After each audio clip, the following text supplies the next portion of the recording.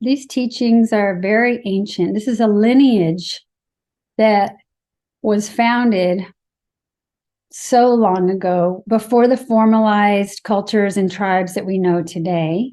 People from all different traditions and shamanic understanding, spiritual understanding, came together to meet over a long period of time to share the best knowledge that they had to offer. It was always an oral tradition, and our school was actually started in 1254, and it was originally called the Rattlesnake School of Turtle Island. And so it would have been the original landmass of North Central South America, parts of Australia, New Zealand, before all of these continents split and drifted. So the Twisted Hairs were men and women who roamed the land, who were seekers of knowledge. This original lineage is called a Twisted Hairs lineage because they brought in different braids of wisdom from different tribes, from different cultures. They tested to see what works. They brought it all together in a hair braid, which would be a plait in Australian language. So, you know, if you have one hair, it's not as strong as if you have three. And if you have a bunch of hairs all braided together like this, it's even stronger.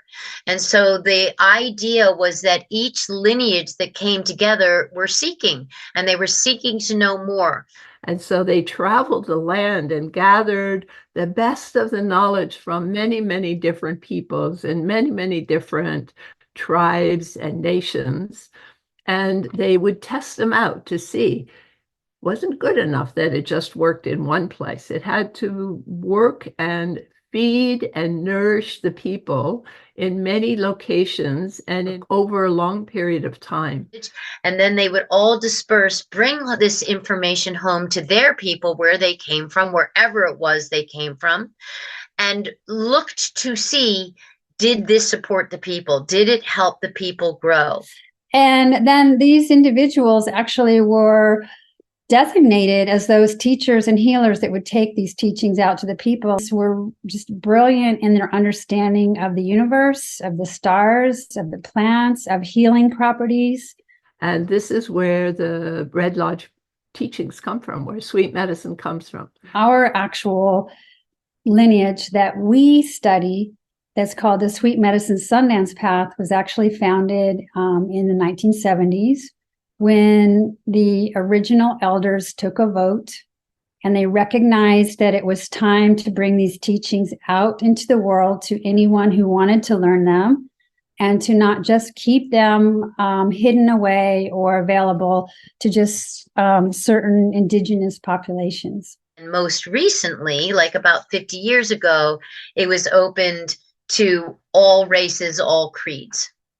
Around 1986 or so, it was more formalized by creating an organization that would hold and protect or guide the dissemination of the knowledge, the Deer Tribe, Métis Medicine Society. The Twisted Hair Nagual elders are the ones that actually had the mandate for our teacher, Thunder Strikes, to develop the Sweet Medicine SunDance Path, to spark this international spiritual community, because the teachings are so profoundly healing and evolutionary. They were shared, learned, and then shared by Thunder Strikes to us as his students, and giving us the mandate to then continue to share them wherever we could for people who were seeking to find, again, that return to balance and harmony. And then here we are now with access to this incredible body of knowledge that these spiritual seekers gathered over hundreds of years. So as a Twisted Hairs path, and this was so true for our teacher, Thunder Strikes, that it honors all ways to the light. There's not just one way. This is not a religion. This path is a spiritual journey that can marry quite nicely with other spiritual ways. And our teacher, Thunder Strikes, he used to say you should have 3 paths, that honoring other paths that you can bring in and sort of cross-train into this path is an important part of how we stay out of dogma, how we keep that open viewpoint to see other ways. Many of you actually have already had experiences. You've done some exploring and seeking. You've tried some things. You might already be part of a yoga community or a meditation community.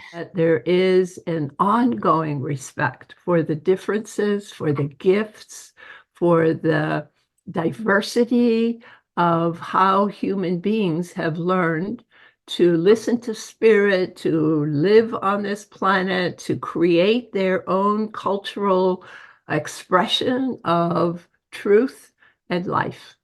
That many times my students come to Red Lodge with a foundation of teachings and wisdom that they've already gained from their life experience.